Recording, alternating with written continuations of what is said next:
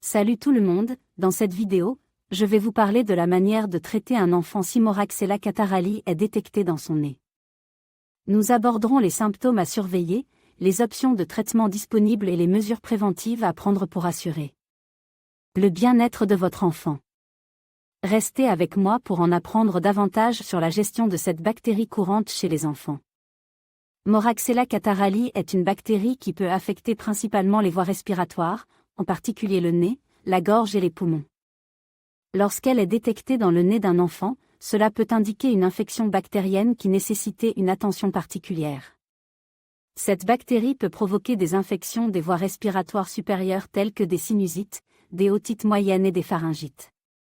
Il est essentiel de surveiller de près les symptômes associés à la présence de Moraxella catarrhali dans le nez de l'enfant, tels que la congestion nasale, la toux, la fièvre et les maux de gorge. Si ces symptômes persistent ou s'aggravent, il est recommandé de consulter un médecin pour un diagnostic précis et un traitement approprié. Les bactéries qui habitent les voies respiratoires, comme Moraxella catarrhali, peuvent entraîner des complications graves si elles ne sont pas traitées correctement. Lorsqu'elles se multiplient en grand nombre, ces bactéries peuvent provoquer des infections plus profondes, telles que des pneumonies ou des bronchites, qui peuvent mettre en danger la santé de l'enfant. Il est important de traiter rapidement toute infection bactérienne causée par Moraxella catarrhali pour éviter la propagation de l'infection et réduire les risques de complications. Les antibiotiques peuvent être prescrits par un médecin pour combattre efficacement cette bactérie et guérir l'infection. En conclusion, la détection de Moraxella catarrhali dans le nez d'un enfant nécessitait une vigilance particulière et un traitement approprié pour éviter toute complication. Il est essentiel de consulter un professionnel de la santé pour un suivi adéquat et assurer la guérison complète de l'enfant. Pour diagnostiquer la présence de Moraxella catarrhali dans le nez d'un enfant, il est essentiel de consulter un professionnel de la santé, généralement un médecin ORL. Le médecin peut effectuer un prélèvement nasal pour analyser les sécrétions et identifier la bactérie. Ce prélèvement est indolore et rapide, et il permettra de confirmer la présence de Moraxella catarrhali. Il est important de noter que la détection de Moraxella catarrhali ne signifie pas nécessairement que l'enfant nécessitait un traitement. Le médecin évaluera l'état de santé global de l'enfant et décidera s'il est nécessaire de traiter l'infection.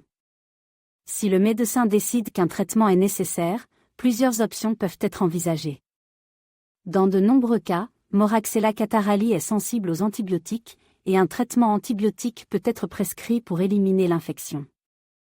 Il est crucial de suivre scrupuleusement les instructions du médecin concernant la posologie et la durée du traitement antibiotique.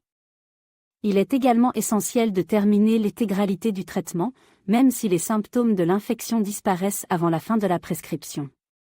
Cela garantit l'élimination complète de la bactérie et réduit le risque de rechute.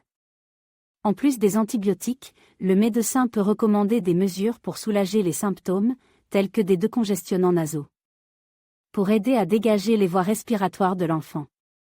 Il est important de surveiller l'évolution de l'état de santé de l'enfant pendant et après le traitement.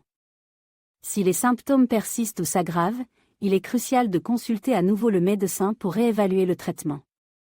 En conclusion, la détection de Moraxella catarrhali dans le nez d'un enfant peut nécessiter un traitement, généralement à base d'antibiotiques. Il est essentiel de suivre les recommandations du médecin et de surveiller attentivement la réponse de l'enfant au traitement pour assurer une guérison complète et prévenir les complications.